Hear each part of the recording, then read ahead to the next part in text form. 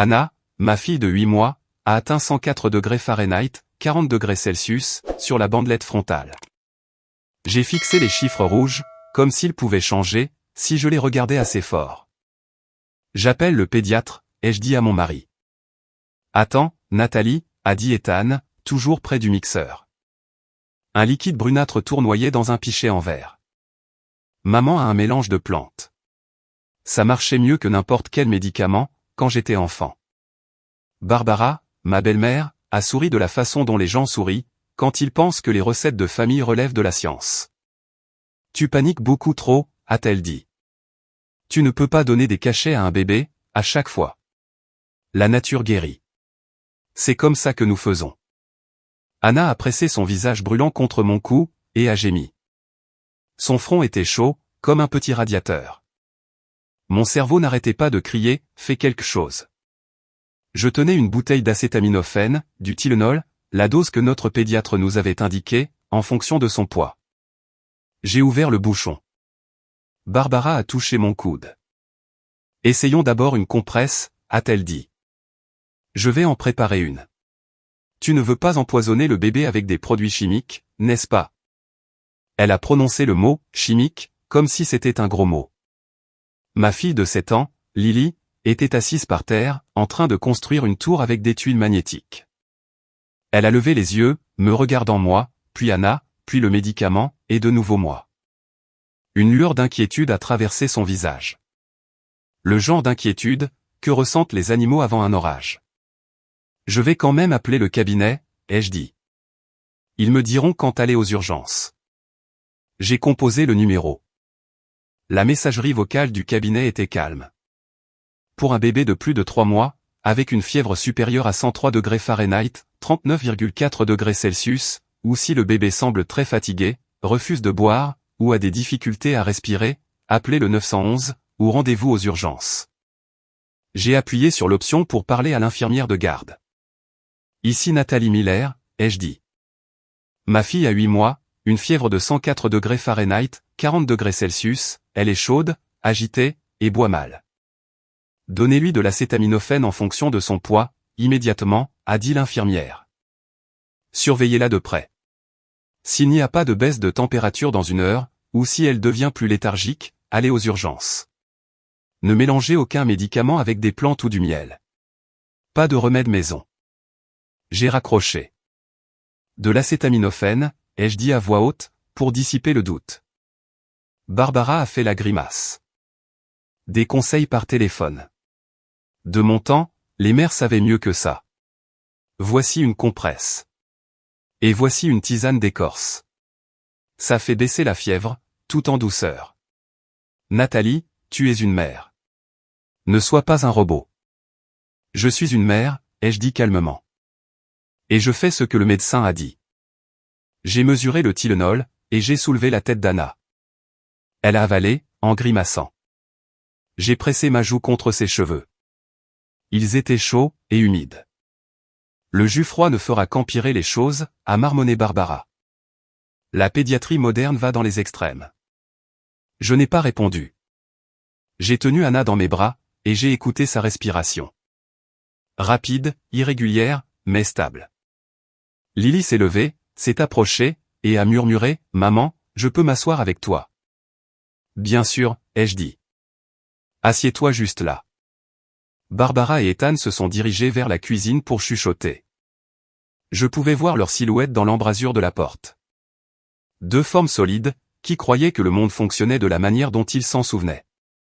J'ai réglé une minuterie sur 45 minutes. 1 heure plus tard, le thermomètre affichait 103,6 degrés Fahrenheit, 39,8 degrés Celsius. Une baisse infime. Le corps d'Anna pesait lourdement sur ma poitrine. Elle somnolait, et sursautait sous l'effet de la chaleur. Mon instinct me disait que nous étions en train de perdre la bataille. Nous ne voyions juste pas encore le score. J'ai tapé le 911, j'ai hésité, et je me suis dit, encore 30 minutes. Si la courbe ne descendait pas, nous partirions. La maison était silencieuse. Sur le comptoir de la cuisine, j'ai entendu le bruissement de sacs. Barbara versait quelque chose. Lily est allée chercher de l'eau, puis a disparu dans le couloir. Elle est revenue, blottie sur le canapé, les genoux sous le menton. Maman, a-t-elle chuchoté. Mamie a dit qu'elle préparait un sirop santé pour Anna. Ne sois pas fâché. D'accord, je ne suis pas fâché, ai-je dit, pendant que mon cœur se serrait. Je fais ce que le médecin a dit. J'ai pris une nouvelle fois sa température. 104,2 degrés Fahrenheit, 40,1 degrés Celsius. Oublie les 30 minutes. J'ai appuyé sur « Appeler ». Un bébé de 8 mois, ai-je dit au répartiteur. Fièvre de 104 degrés Fahrenheit. Nous avons donné de l'acétaminophène, selon son poids. Elle respire. Elle boit un peu. Elle est agitée et chaude. Restez en ligne, a dit l'opérateur. Les secours sont en route. J'ai hoché la tête à personne, et je n'ai pensé qu'à une chose. Continue de pleurer, mon bébé. Pleurer, ça veut dire de l'énergie. Pleurer, ça veut dire que tu te bats encore.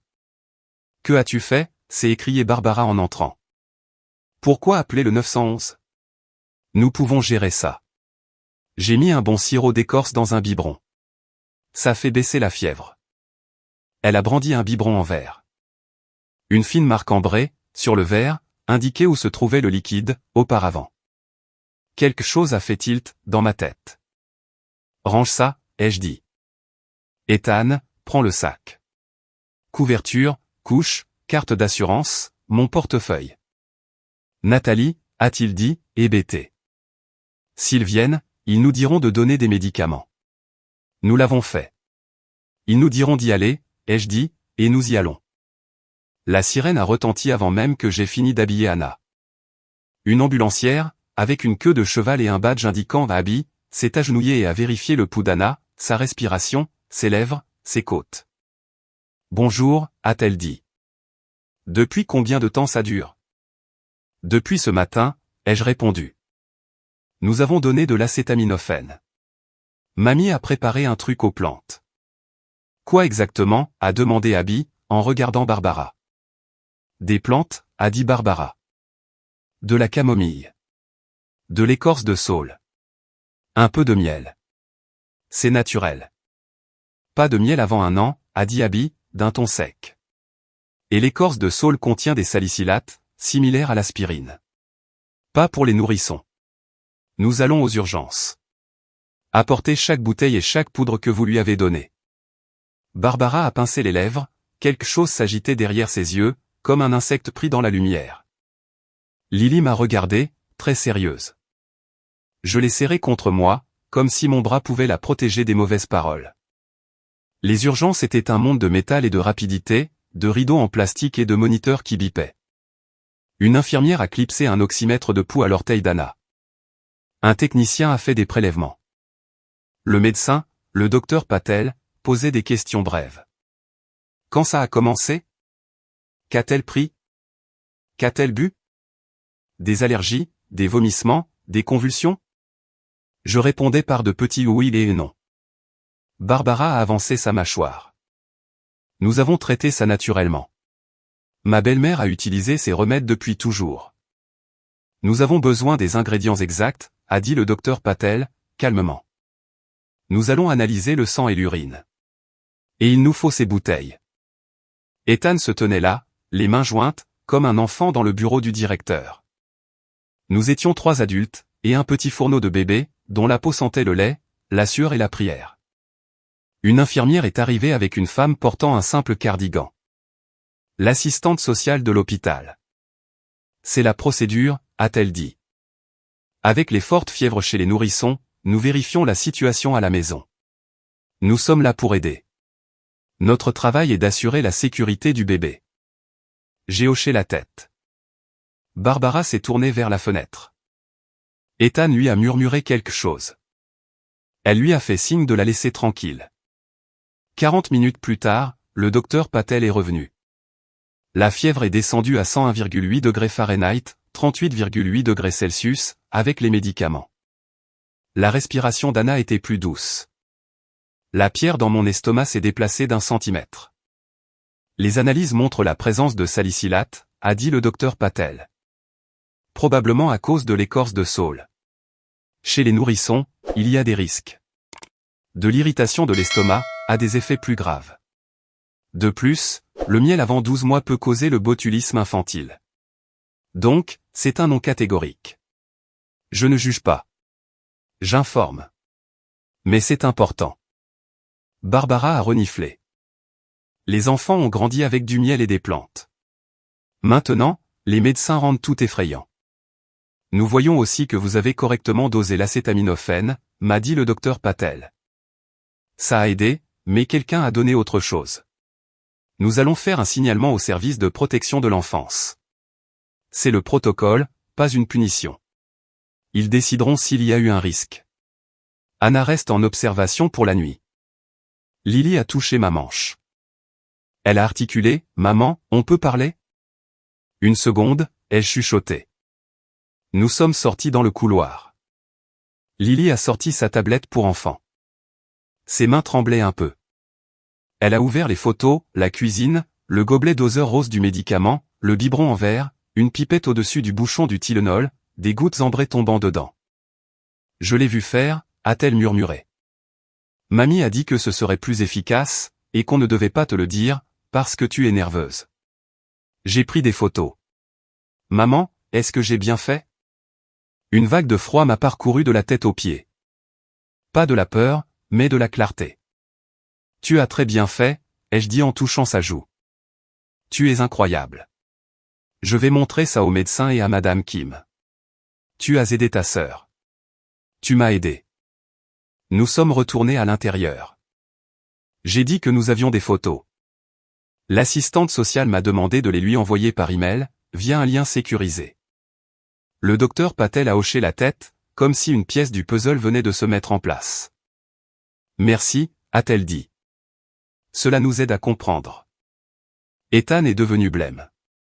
Maman, est-ce que tu as? Je voulais aider, s'est enflammée Barbara. Vous faites une montagne de rien du tout. Ces agences. Je suis de la famille. Je la soignais. Les médecins sont vendus à l'industrie pharmaceutique. Personne ne vous accuse de malveillance, a dit Madame Kim, d'une voix posée. Nous parlons des conséquences. Vous n'êtes pas un tuteur légal. Vous ne pouvez pas modifier un traitement prescrit. C'est ma maison, m'a lancé Barbara. Je vous ai laissé vivre ici pendant les rénovations. J'ai mon mot à dire. Anna a le droit d'être en sécurité, ai-je dit, la voix basse mais ferme. Et j'ai le droit de suivre les conseils de notre médecin. Ce n'est pas négociable. Ethan a proposé de ramener sa mère à la maison. Je n'ai pas protesté. Quand ils sont partis, Madame Kim m'a demandé, voulez-vous une ordonnance de non-contact entre la grand-mère et le bébé, pendant que nous enquêtons? Ces mots étaient à la fois effrayants et libérateurs. Le monde est devenu simple. Ce qui est dangereux, doit partir. Oui, ai-je dit. Je le veux. Elle m'a aidé à signer les formulaires. J'avais l'impression de signer plus qu'un simple papier, comme un nouveau contrat avec moi-même. Ne plie pas, là où c'est dangereux. La nuit aux urgences fut longue, mais calme. Anna a dormi. Son corps n'était plus un fourneau. J'écoutais sa respiration, et le doux bruissement des machines.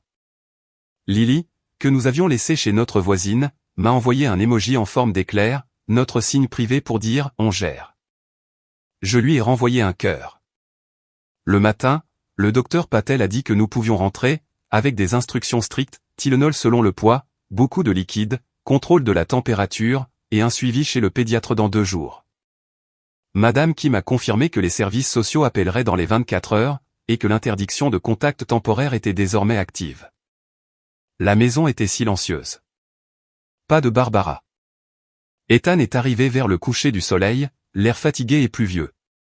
J'ai emmené maman chez tante Marie, a-t-il dit en fixant le sol. Elle pense que tu as lancé une chasse aux sorcières. J'ai commencé à protéger un bébé, ai-je dit. Appelle ça comme tu veux. C'était une erreur, a-t-il dit. À moi, à lui-même, à l'air. Elle ne voulait pas faire de mal. Le mal n'a pas besoin de le vouloir, pour faire des dégâts, ai-je répondu. Il s'est assis, les mains sur le visage. Pendant une seconde, j'ai revu l'Ethan que j'avais épousé, gentil, doux, nerveux quand j'apprenais à conduire sur l'autoroute. Puis, j'ai vu un père, qui est resté les bras croisés, pendant que sa mère falsifiait les médicaments de notre bébé. Ma concentration est revenue, nette et précise. Je vais demander une ordonnance de protection, ai-je dit. Et un plan de garde qui stipule que Barbara n'a aucun accès, sans ma présence. Si tu es contre, dis-le maintenant. J'ai besoin de temps, a-t-il murmuré. C'est beaucoup. Je n'ai pas le temps, ai-je dit en regardant Anna endormie. J'ai un enfant. Les services sociaux sont venus le lendemain. Une femme calme, avec un bloc-notes, a posé des questions sur nos routines, la nourriture, les vaccins, où nous rangions les médicaments, qui avait les clés. J'ai montré l'armoire à pharmacie, le frigo, les berceaux, les sièges auto. Lily coloriait à table, faisant semblant de ne pas écouter. As-tu pris ces photos, a demandé la travailleuse sociale à Lily, gentiment. Lily a hoché la tête, et lui a tendu la tablette. Merci, a dit la femme. Tu as beaucoup aidé ta sœur. Après leur départ, j'ai eu envie de m'effondrer, et de dormir pendant une semaine. Au lieu de ça, j'ai appelé une avocate spécialisée en droit de la famille, dont j'avais vu la carte au cabinet de notre pédiatre. Elle a écouté, a dit « Vous faites ce qu'il faut », et a fixé un rendez-vous. La police a pris le relais ensuite. Ils ont pris des dépositions. Les analyses de laboratoire ont montré plus tard que le sirop maison contenait une forte concentration de salicylate, d'huiles essentielles et de sirop de sucre. Le Tylenol dans notre gobelet contenait des contaminants qui n'auraient pas dû s'y trouver. Barbara a été citée pour mise en danger d'enfant et interférence avec un traitement prescrit. Je n'ai pas applaudi. Je n'ai pas jubilé. Les adultes répondent de ce qu'ils font, avec les enfants des autres, même s'ils font partie de la famille. Ethan s'est effondré. Il a appelé, il est passé, il m'a demandé de laisser l'affaire se tasser, de ne pas aller dans les extrêmes. Je n'arrêtais pas de répéter une seule chose, la sécurité d'abord. Ensuite, le reste. Avec mon avocate, j'ai mis en place un plan temporaire.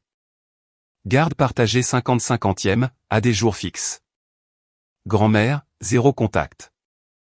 Le document était épais, plein de lignes juridiques. Pour moi, il disait une chose simple, mes limites existent, en dehors de ma tête. Anna s'est remise rapidement, comme si son corps savait quoi faire, une fois qu'on avait enlevé les pierres du chemin. Elle souriait à l'appareil photo du téléphone, attrapait ses jouets, nous commandait avec ses petites mains. Je comptais chaque petite victoire. Sa paume humide sur ma clavicule, une longue sieste, un grand sourire après ses flocons d'avoine. Lily est devenue plus sérieuse. J'ai réservé quelques séances avec le conseiller scolaire. Jouer et parler. Elle a ramené à la maison des autocollants pour l'honnêteté et l'attention, et les a collés sur le frigo. Un soir, elle a demandé, « Maman, est-ce que tu aimes toujours mamie ?» J'ai répondu honnêtement, « J'aime notre sécurité, plus que les sentiments blessés de quiconque. L'amour sans règles, n'est pas de l'amour. Si un jour mamie apprend les règles, on verra. Pour l'instant, c'est non. » Lily a hoché la tête. Parfois, son hochement de tête était si adulte, que ça me serrait la gorge.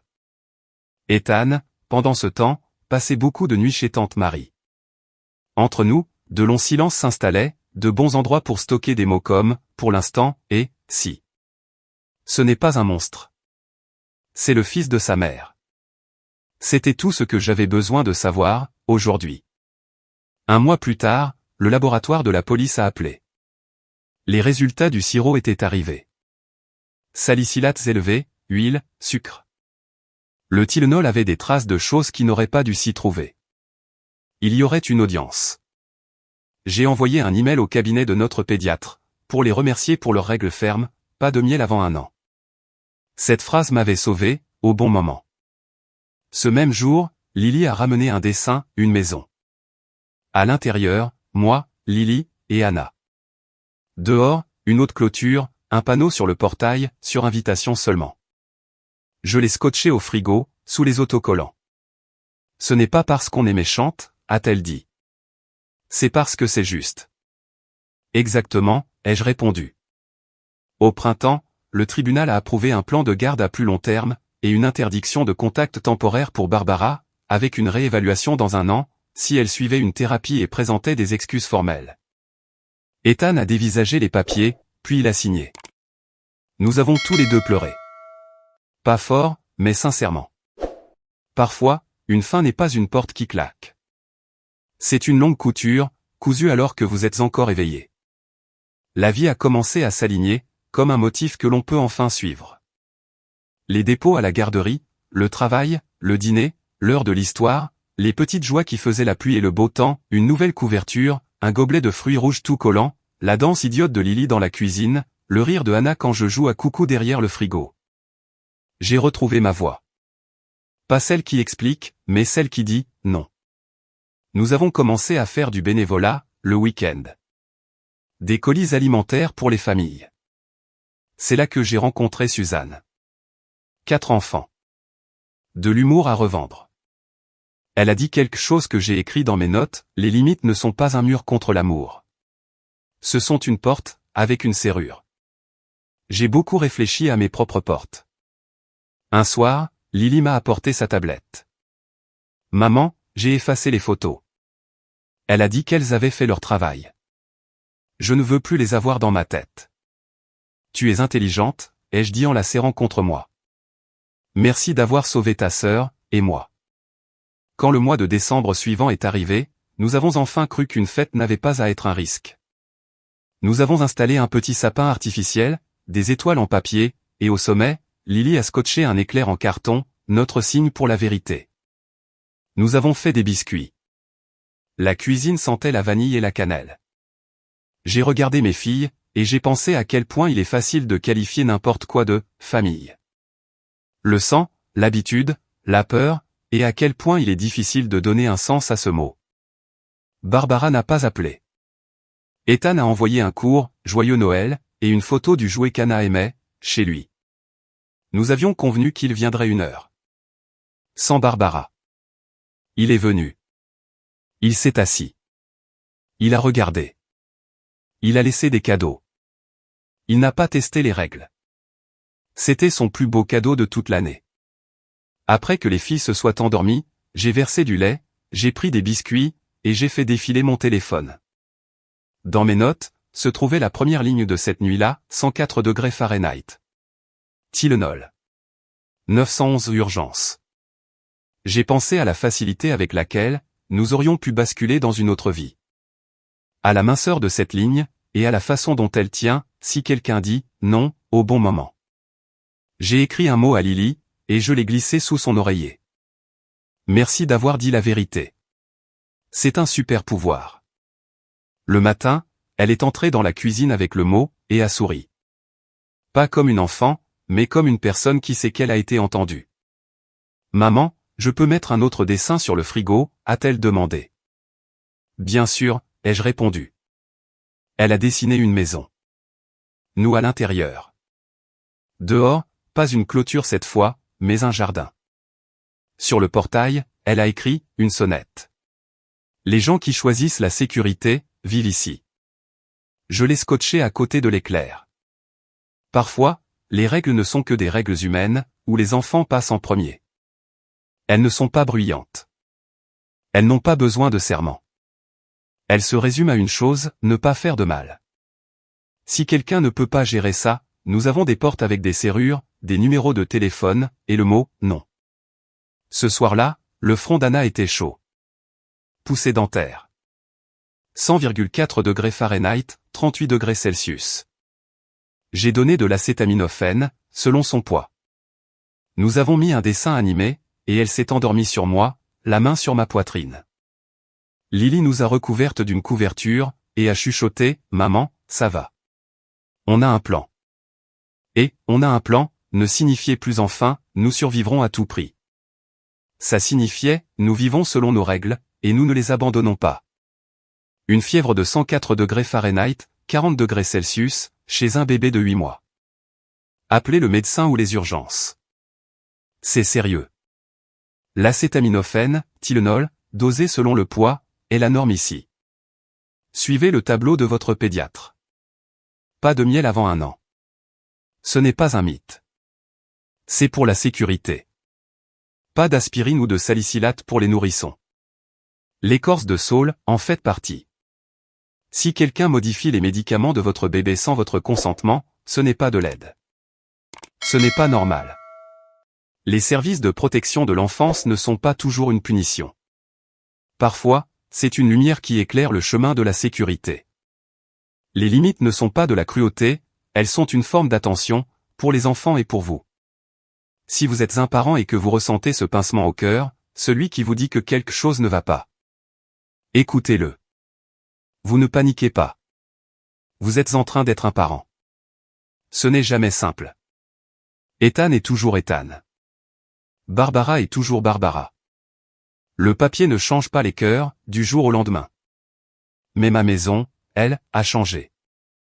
Elle est plus légère. Elle est plus claire. Et mes filles connaissent la règle, dire la vérité. Nous nous occuperons du reste. Mon téléphone vibre. Un nouveau message de l'école de Lily. Prix du caractère. Honnêteté. Je souris. Je prends mes clés. Anna babille. Lily se dirige en dansant vers la porte. Nous avons notre calendrier. Nous avons notre porte avec une serrure. Nous avons notre éclair sur le sapin. Et nous avons un plan. Merci d'avoir regardé. Si vous avez apprécié la vidéo, n'hésitez pas à liker, à laisser un commentaire avec vos pensées, et à vous abonner pour plus de vidéos. Activez la cloche de notification pour ne jamais manquer une nouvelle publication. À la prochaine fois.